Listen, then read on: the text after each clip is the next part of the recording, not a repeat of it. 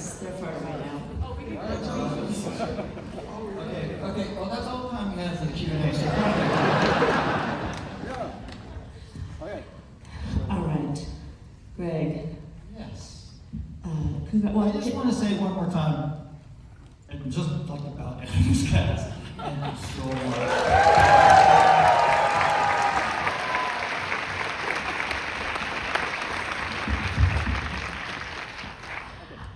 Greg, this is, well, let's first say congratulations to all of you for this fantastic film. And Greg, there's so many signature Araki, moments in this film and aspects to it, including a beautiful cast.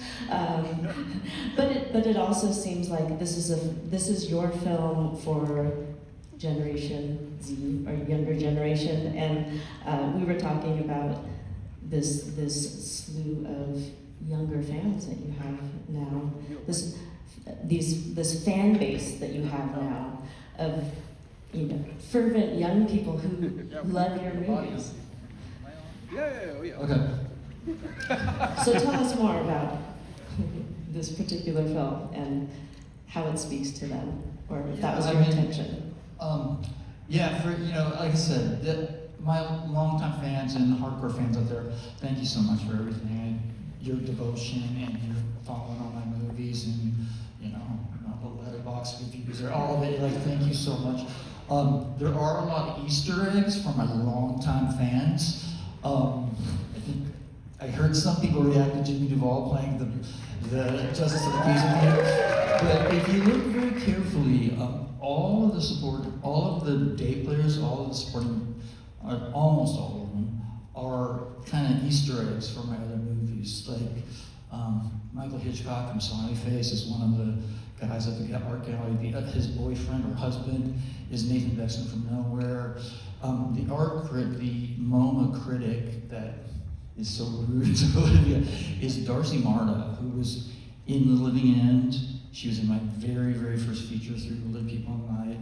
I hadn't seen her for 30 years or something, and she came to a Doom Generation screening in San Francisco, and we were reunited, and she flew herself to Los Angeles because we couldn't afford to fly her, and did this amazing cameo. So it was just really fun for me to sort of, plant those little things for the longtime fans. So anyway, did I answer that question? You didn't, but that's okay. I never answered the question. That's part for the course. I know, it is part for the course. I would love to hear about the casting process for this film. The casting process was very intense. The casting of Erica Tracy was very non-intense. It was literally like Olivia Wilde read the script, really wants to meet. I'm like, what? And I've been a long-time fan of Olivia's since, remember when she was the bisexual hot girl? I mean, who is that fucking girl? And so, I follow Olivia through all the years, and I think Olivia is like a true, like old-time like movie star. Like they don't movie stars. I just think she's got that like today when we run the red carpet. She walked in the red carpet. Everyone's like, what?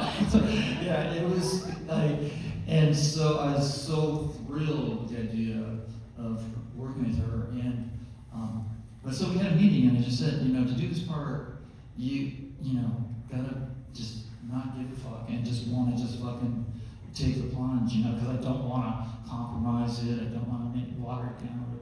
And she's all, let's go. And the rest was history on that. And then once Olivia was like doing the movie, everybody wanted to be in it. So it was really an intensive process of going through all the audition tapes, and we had in-person like chemistry reads and all that. But I have always been a director who says directing is like 99% casting, and it's always for me my casting directors are here, Arlie Day, Mike Page. I don't know, I just want to sit back. Yeah, it's a very intense process. I'm very, very picky. A lot of people say it's just not exactly right, and But then when I see it, and in this case, kind of just got so lucky. So again, hats off to this wonderful group.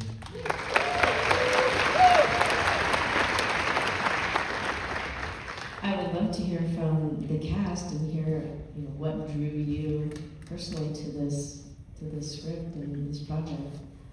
Olivia. I was just so excited by Gregg's enthusiasm for the medium, for the process.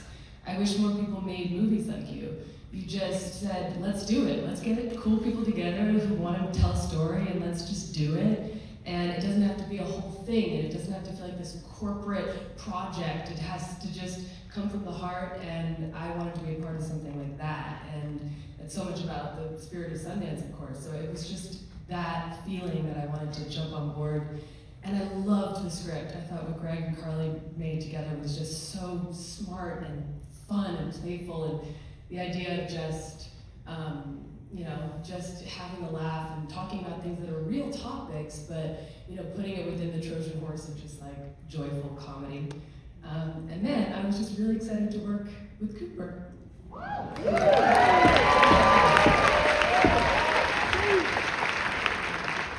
And when we got to meet Cooper, that was a very exciting moment, right? It was a moment. It was the moment.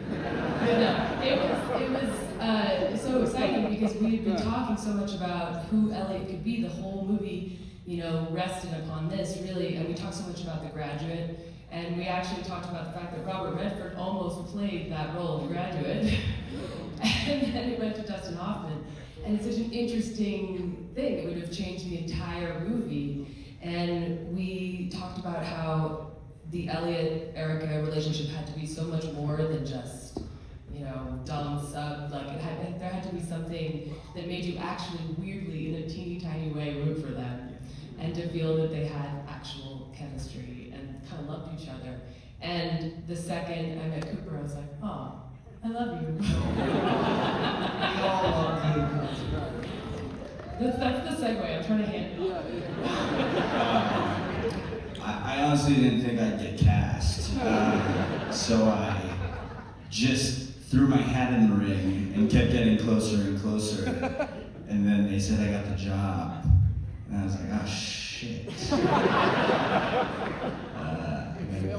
gotta go do this. And I'm very happy I did. I'm very happy I threw my hat in the ring, and I'm just happy to be a part of this movie and be up here with these guys.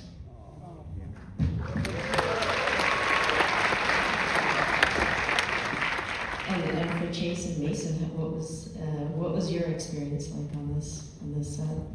I have been a fan of Gregg for forever, and I think it's a testament to him that you can get Johnny Knoxville sitting in a chair in a dark room, and he'll just show up because it's Gregg and it's Olivia and it's all these people, and crush it. And I also like that, I feel like a bit of a prude in the sense that I don't love to see sex on screen all the time, but I'm decisively Gen Z. I can't believe I just admitted how prudish I am from all these people. Oh, this is fun, it's great. But I feel like, where's it going?